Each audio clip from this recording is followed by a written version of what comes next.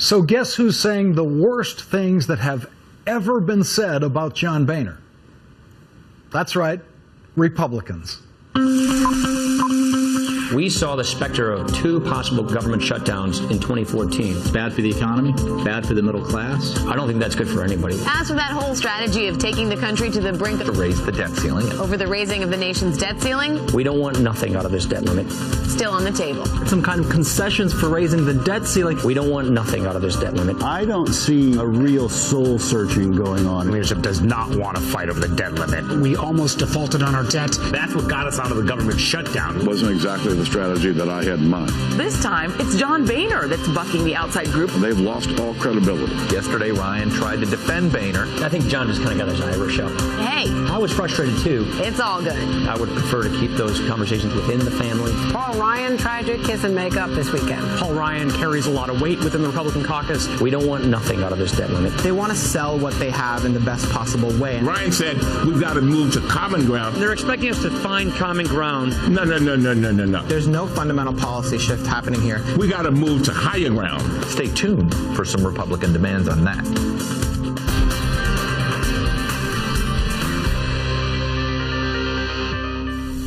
Congressman Paul Ryan continued his Tea Party appeasement tour today, trying to keep the bipartisan budget deal he struck with Senator Patty Murray alive before the Senate takes its first procedural vote on the deal tomorrow morning. So far, only 6 Republican senators have said they support the deal, which passed the House last week, with most Republicans voting for it. Some Tea Party Republicans are still furious that House Speaker John Boehner attacked them and some right-wing groups before the House vote last week. Frankly, I think they're misleading their followers. I think they're pushing our members in places where they don't want to be. And frankly, I just think that they've lost all credibility. You know, they pushed us into this fight to defund Obamacare and to shut down the government. The day before the government reopened, one of the people at one of these groups stood up and said, well, we never really thought it would work. Are you kidding me? There just comes to a point when some people step over the line. You know, when you criticize something and you have no idea what you're criticizing, it undermines your credibility. On Sunday morning, Paul Ryan had a message for America and the Tea Party about John Boehner's display of anger. I think John just kind of got his Irish up. He was frustrated that these groups came out in opposition to our budget agreement before we reached a budget agreement. I think these are very important elements of our conservative family. I would prefer to keep those conversations within the family. I think John just got his Irish up there. I think these groups are valuable. Look, the way I look at it is this. They're part of our conservative family. I'd prefer to keep these conversations within our family. John was frustrated because they came out against our agreement before we even reached an agreement. I see the Tea Party as indispensable, invaluable. And again today, Congressman Paul Ryan distanced himself from John Boehner. I don't think it's that serious. I think John his emotions got ahead of him a little bit. I credit the Tea Party with helping us get our mojo back, getting fiscal conservatism back into the Republican Party. Joining me now, former McCain senior advisor Steve Schmidt and the Washington Post's Ezra Klein. Steve, this just sounds like good cop, bad cop to me. That Boehner said what he had to say. He's not taking that back in any way. Paul Ryan gets out there and tries to talk in a way that some of the people who might be bothered with what Boehner said will start to feel better, at least about doing business with Paul Ryan.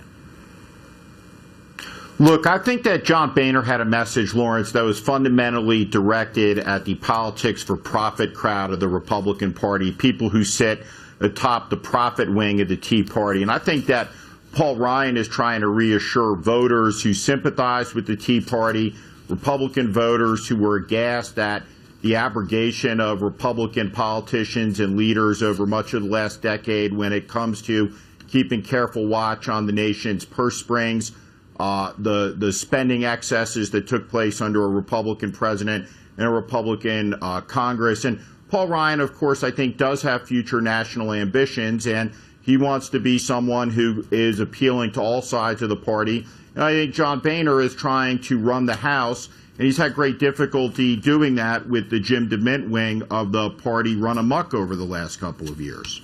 Ezra Klein, this budget deal in the Senate, it feels odd to me at this point that it doesn't have more public Republican support.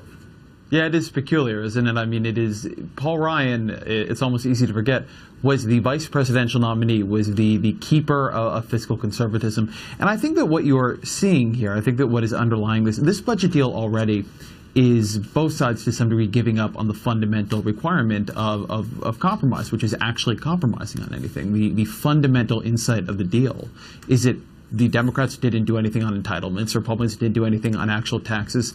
And so neither side actually gave up anything that hurt.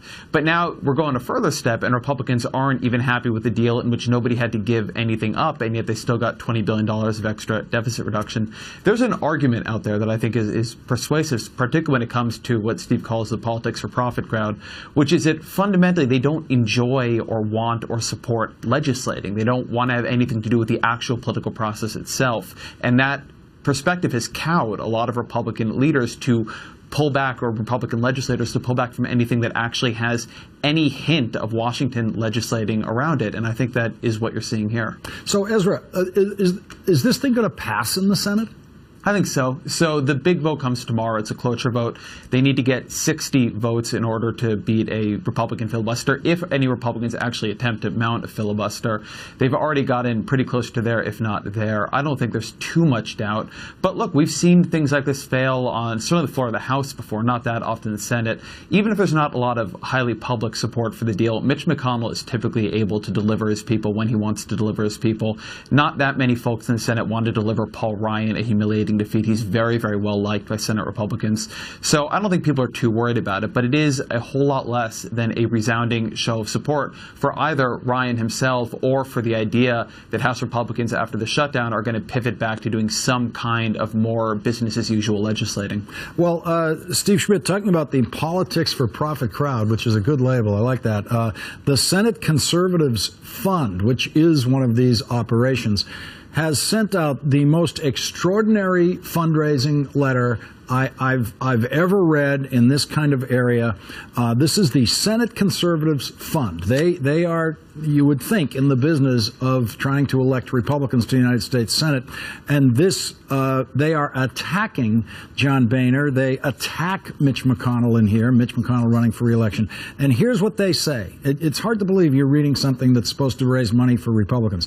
What these leaders are doing, and they mean Republican leaders, what these leaders are doing to conservatives is no different from what the IRS got caught doing to them this summer. They're using their power to discriminate against people they see as a political threat.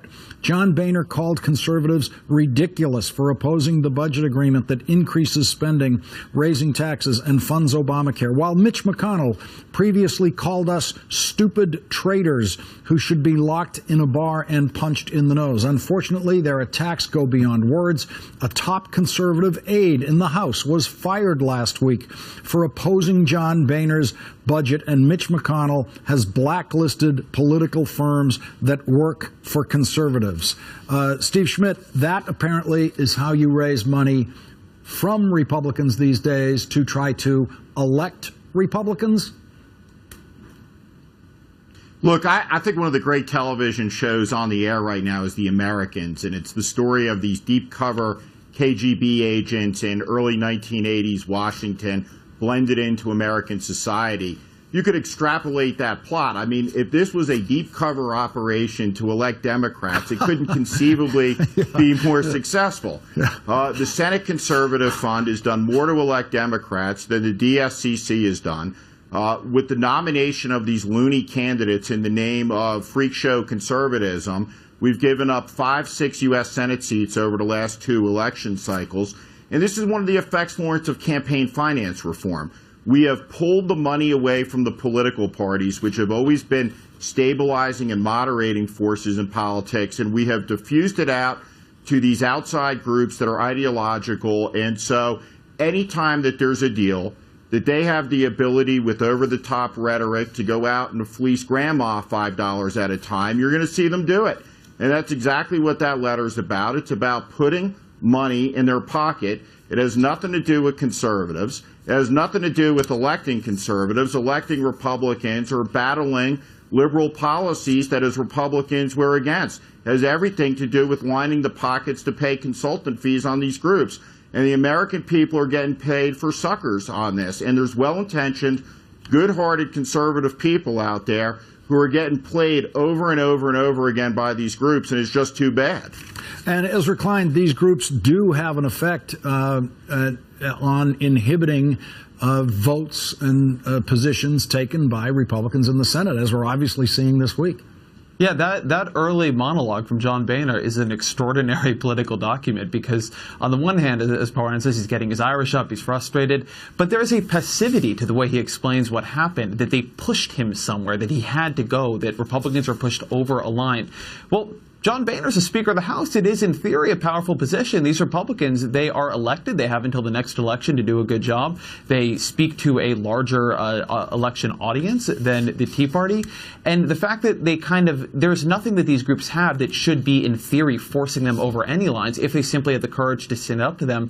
But so far, and over the last couple of major legislative initiatives, a rump group of about 20 to 40 House conservatives have managed to set the tempo for the entire Republican House. And frankly, it doesn't help all that much when, after Boehner does that, Paul Ryan gets on TV and basically, I don't want to say slaps down Boehner a bit, but backs off of Boehner's comments and talks up the very groups that are trying to undermine his deal. It's not exactly a profile in courage. I don't want to leave this segment without taking exception to the phrase Paul Ryan was using to explain John Boehner's temper.